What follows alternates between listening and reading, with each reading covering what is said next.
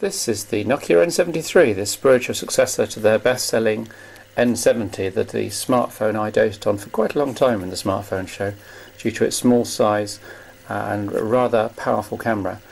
Again, there's a good camera in this device. This is perhaps the best stills camera I've ever seen in a camera phone. This is 3.2 megapixels and a quality Carl Zeiss lens, proper autofocus, decent sized LED flash, and very low noise in the photographs it takes. I've been very impressed by the N73.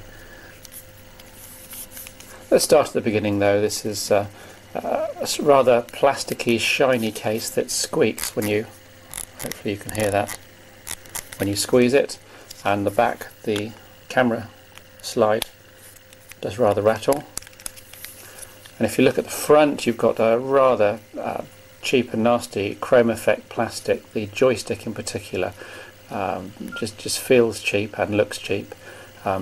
These chrome bits attract fingerprints, of course. You've got there are raised ridges at the top and bottom of each of the number pad keys. Again, this is just feels cheap in my view, and on a device that costs best part of £400 in the UK, I think they could have put some higher quality materials and used more metal in the construction of this device.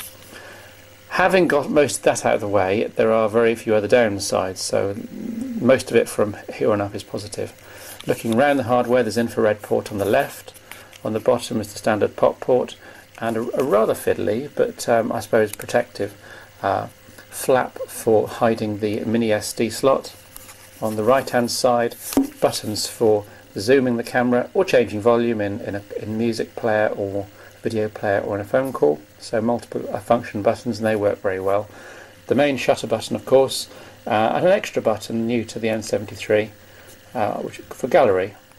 If I press that and we wait a moment, up in landscape mode comes the main gallery for reviewing photos and videos that you've taken.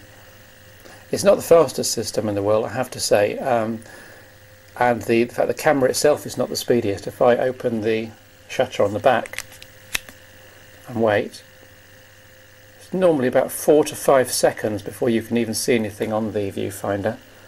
And then having taken a photo, you then have to wait another 2 or 3 seconds while it saves it to disk.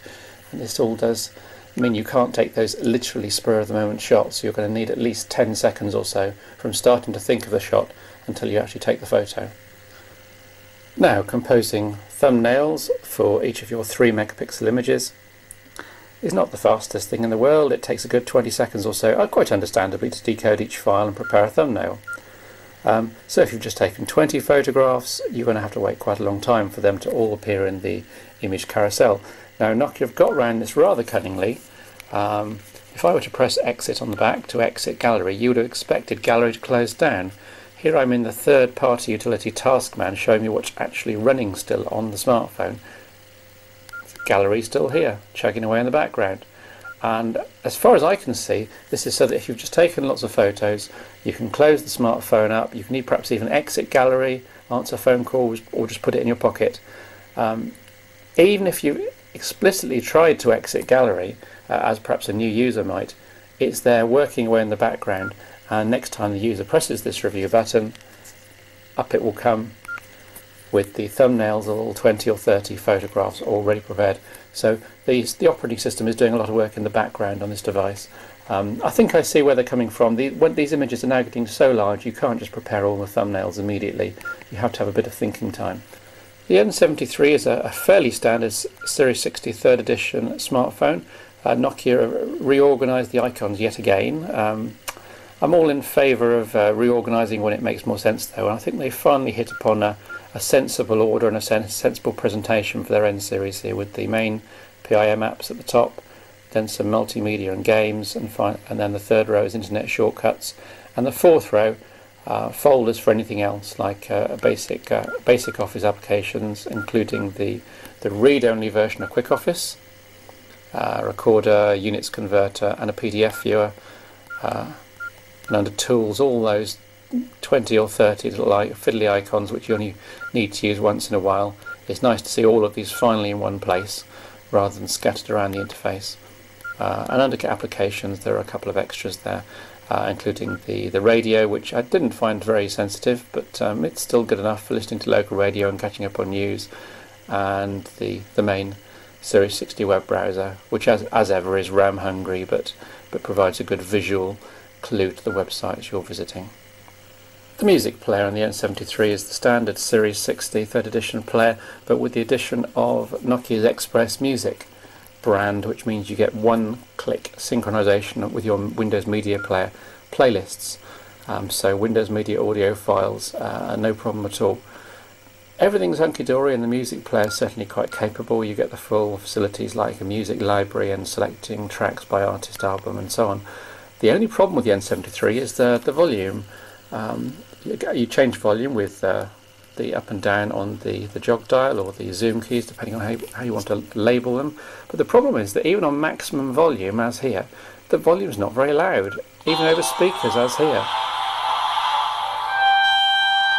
It's not exactly deafening, and if this is maximum volume, over headphones, you'll find that a lot of pop and rock music, even on maximum volume, won't be loud enough to hear in, for example, a noisy bus station or a noisy train. But there we go. Maybe Nokia can do something about this in future hardware as it rolls off the manufacturing plant. The N73 is quad band, which basically means it will work anywhere in the world on all the different GSM frequencies. It's also 3G, of course, and Edge, so you can do fast downloading. If your data plan can stand it, you could even do song downloading straight to music player. It's 116 grams, which is pretty light in this day and age, and the 2.4-inch screen is nothing short of gorgeous. You can probably see the colours here on the video podcast, but the fact that it's 2.4 inches rather than 2.1-inch diagonal, as on most Series 60 smartphones of the past, makes a big difference. It's 240 pixels by 320 down. Again, this is the new standard size for S60. And it seems to suit the fonts pretty well. But really the N73 is all about the camera. The cheap hardware in terms of perhaps finish and plasticky nature of the case, that they all serve and pale in comparison with its unique selling point, which is the fact that you've got this 3.2 megapixel high quality camera in the back. I'll put up on screen now and zoom in on one of my sample pictures I took at the shopping centre the other day. And I think you'll be amazed at the detail you can get even zooming in 4 or 5 times using this lens. Very impressed indeed. So the Nokia N73, a lot of plus points, a few minus points. It's certainly a worthy successor to the N70, provided they could do something about the quality of the hardware. Creaks and flexes and rattles, they really don't endear a smartphone to me. I want something that's going to feel solid in my hands, and something that feels like it's going to last a lifetime.